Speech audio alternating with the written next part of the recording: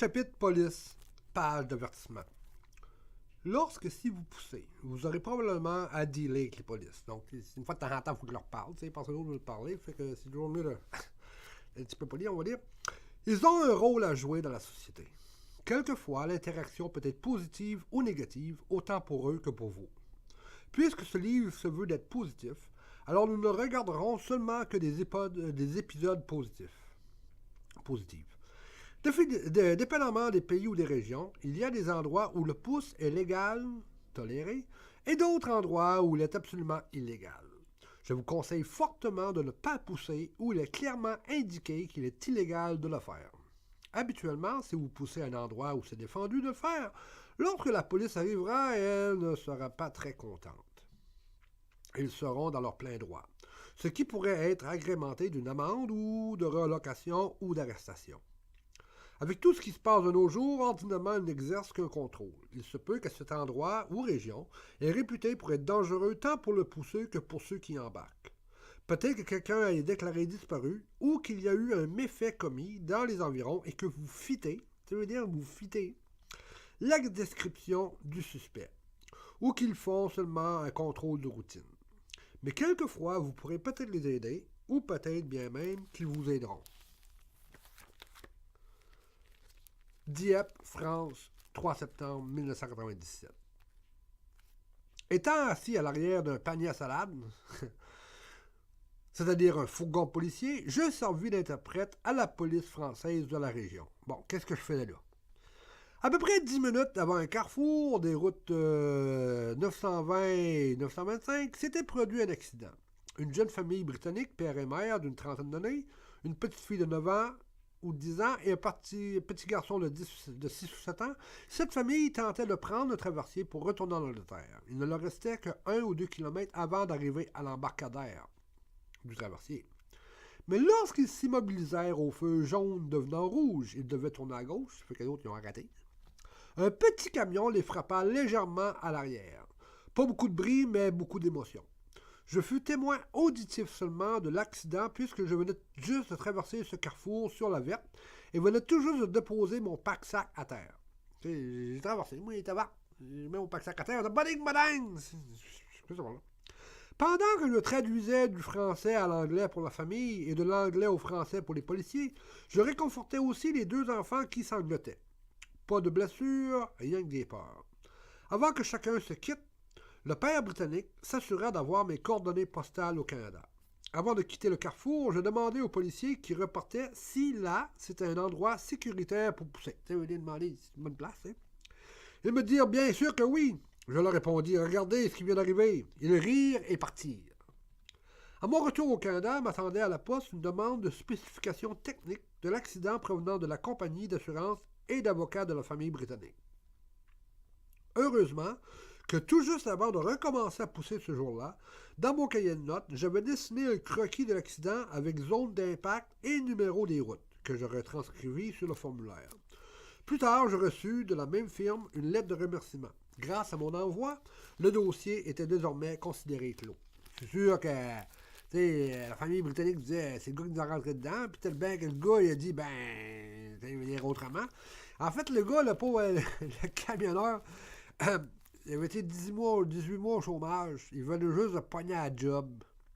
OK? La compagnie, c'est à peu près à 150, mais il y a 300 pieds de là. Lui, il a sorti de la place, il a viré, aussi, puis la première lumière a rentré dans le cul d'un char d'un autre. Fait que peut-être bien pour ça qu'il était en chômage. Anyway. Police. Allemagne, 2008. Après avoir marché sur une bretelle de quelques kilomètres, je trouvai un endroit où les voitures pouvaient se parquer.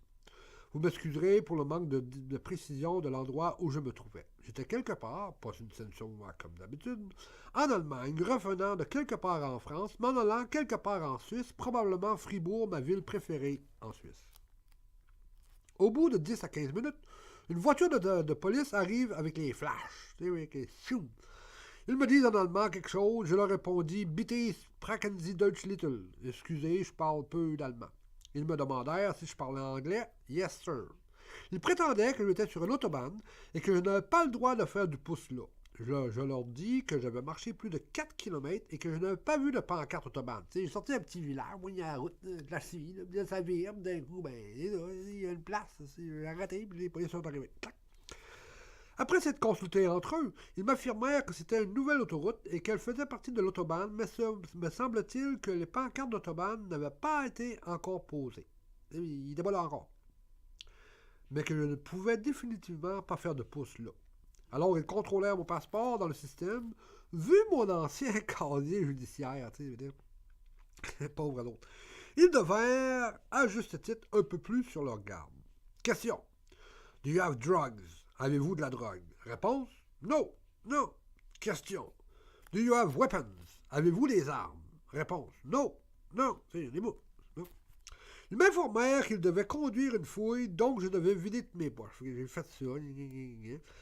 Une fois cela fait, pendant qu'un des officiers passait au peigne fin le contenu de mes poches, l'autre mit une paire de gants latex pour faire une fouille superficielle. C'est juste une fouille, là. Il n'y a pas de... superficielle. Pas trop intrusive. La dernière poche fouillée fut la très petite sur le côté droit en haut de la poche principale. Vous savez, la petite poche, là? Il réussit à y insérer un doigt. Après quelques secondes, il me demanda « What's in this pocket? » Réponse « Nothing. » Qu'est-ce qu'il y a dans cette poche? Réponse « Rien. » « There is something. » Il y a quelque chose. Moi, je suis sûr qu'il n'y avait rien là. C'est bon. Il réussit à extirper un morceau de papier de couleur plié en 8. Abracadabra, un billet de 5 €. Il le déplia. À la kazoum! Pas un billet, mais 2. Yahoo! 10 €. J'étais sûr de ne pas avoir une scène noire. Puis là, 15 piastres. Hey, ça valait 1,5 piastre l'euro. 10, c'est 15 piastres. T'as pas une scène, écoute, de 15 piastres. Je lui dis, thank you very much. This is my only money. Merci beaucoup, c'est le seul argent que j'ai. Puisqu'ils ne pouvaient pas me laisser là, ils me conduisirent à un restaurant gaz-bar truck stop, 25 minutes à 145 km/h, avec de la maudite bonne musique à part de cela. Pendant le trajet, je leur racontais qu'en 2003, il m'était arrivé presque la même chose à Saint-Gall en Suisse. Ils s'en regardaient. En tout cas. Lors de notre arrivée au rest-stop, les gens sur la terrasse ont toutes vu l'autopatrouille arriver. Un policier ouvra ma porte.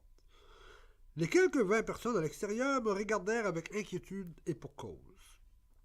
Tu veux dire, un char de police qui arrive ici, puis il débarque un gars. Des pack-sacs. Une fois au pack-sac débarqué, avant que les policiers retournent dans leur voiture, je m'assurai de leur serrer la main et de les remercier en allemand devant toute la très attentive assistance. Les policiers partirent, j'expliquais à un monsieur ce qui venait de se passer, et je rentrais pour un café et toilette le plus naturellement du monde. Faut que tu payes pour les toilettes, nanana. J'avais pas de scène, j'aurais même pas pu aller pisser illégalement.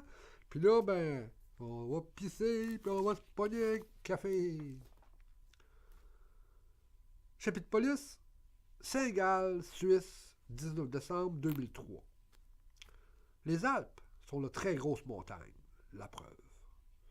Le 18 décembre 2003, je partis de Milan, Italie, pour aller passer Noël avec mes amis Lucie et Mira Ruby et leurs 2 enfants à České Budějovice, République tchèque. České Budějovice. C'est marqué České Budějovice, mais ça se prononce Budějovice.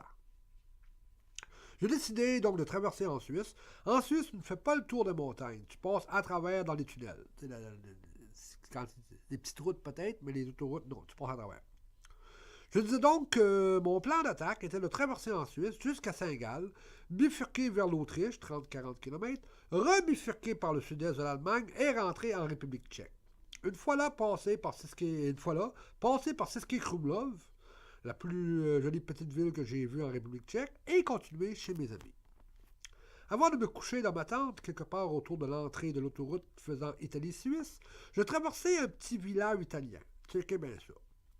Vers les 16 heures, donc 4 heures, je vis un homme dans les 70 ans sortir dans la cour arrière de sa maison. En passant, le monsieur, il était en bedaine. Tu sais, il perd les culottes, là, des gougounes, là, puis il est en bedaine. On est le 19 décembre.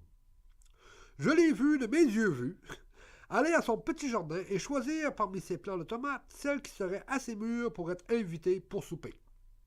En tout cas, elle va faire partie du souper. Le lendemain matin, une fois levé, probablement que je n'avais pas le droit de monter ma tente là. J'ai pogné le ride direct Saint-Gall-Suisse. Clac, ça a pogné de suite. L'homme qui conduisait me dit, après que je lui ai conté l'histoire du monsieur en bedaine, qui choisissait ses tomates pour du souper, qu'une fois de l'autre côté des Alpes, en Suisse, cela serait pas la même chose. Du bord de l'Italie, les Alpes bloquent très bien l'air chaud de la Méditerranée. On traverse, là. On sort du tunnel. Là, on tombe en Suisse. Là. Ciboire. Moins 12 degrés Celsius. C'est sûr que tu ne te promènes pas en bedaine. OK, là, on est en hiver, mais il est de bonne heure, disons, vers les 14 heures. Donc, il me reste tout près de 2 heures de clarté. Je check mes cartes et je repars à pied direction Sainte-Marguerite pour pouvoir traverser en Autriche. Je suis les panneaux indicateurs Autobahn, pas Autobahn, c'est dire. Je fais mon entrée sur un viaduc. Tout d'un coup, il me semble que le viaduc est très long. Quelques voitures klaxonnant, je continue. Au bout d'une heure de marche et de klaxonnage, j'étais en tour, moi, là. Je vis les lumières au bout du tunnel. Et oui, des gyrophares bleus et rouges, des flashs de police. Ah, les polices. Aussitôt que je sortis du tunnel, les policiers m'attendaient de pied ferme, briques et fanal inclus. On s'accorde sur l'anglais pour l'argumentation. Pas de fouille, pas de passage dans le système, et d'autres n'y étaient pas en esti. Direct à l'arrière de la voiture, pas de menottes. Ouf. Pendant le trajet, le plus jeune des deux, celui qui conduisait, me dit qu'il devait me donner une amende parce que j'étais sur l'autobahn. Je lui dis non. Hey, c'est pas l'autobahn. Que je revenais, non. J'ai dit que je revenais d'Italie, que je poussais partout ou presque en Europe et que je ne faisais jamais du pouce sur l'autobahn. Il y a erreur quelque part, cherchons cette erreur. Il y a panneaux bleus et verts, mais semble-t-il que leurs significations dans l'Union européenne et en Suisse sont différentes, en fait, elles sont inversées. Le jeune policier dit « Mais non, c'est partout pareil », mais le policier d'une quarantaine d'années lui dit « Mais non, en Europe, c'est le contraire ». Donc, j'étais dans l'erreur, tu sais, j'aurais dû savoir ça. Mais l'erreur est humaine. Ils me disent « Oui, mais il y a l'amende qu'il faut payer ». Je leur réponds « Je n'ai pas d'argent ». Le plus vieux s'exclame donc, cela ne sert à rien de te donner une contravention. Eh bien non, c'est une comment demanderait une. C'est du papier. Alors, ils me ramenèrent, en passant, il faisait chaud et de la très bonne musique. Tu sais, je suis dans un char, il fait chaud. Je sais pas trop ce que je jouais, mais il y a de la bonne musique. Au centre-ville, ils me ramenèrent au centre-ville de Saint-Gall, en face de la gare ferroviaire, donc la gare de train principale. Exactement où 1h30 avant, j'avais commencé à marcher. Il m'a débarqué là, puis moi, j'ai commencé à marcher. OK. Sur la gauche, Sainte-Marguerite, pas Autobahn. Sur la droite, tu sais, il y a le choix. Sur la droite, Sainte-Marguerite, Autobahn. Si un policier me retrouvait encore sur l'autobahn, cette fois-ci, prison directe. Tu sais, mon nom est dans le système, plus de niaisage. Pas de problème, on prendra à gauche. Ce que je fis le lendemain matin, après avoir très bien dormi, dans ma tente et mon sac de couchage high-tech à moins 17 Celsius. Je trouvais un beau spot, là. Ici, on dort.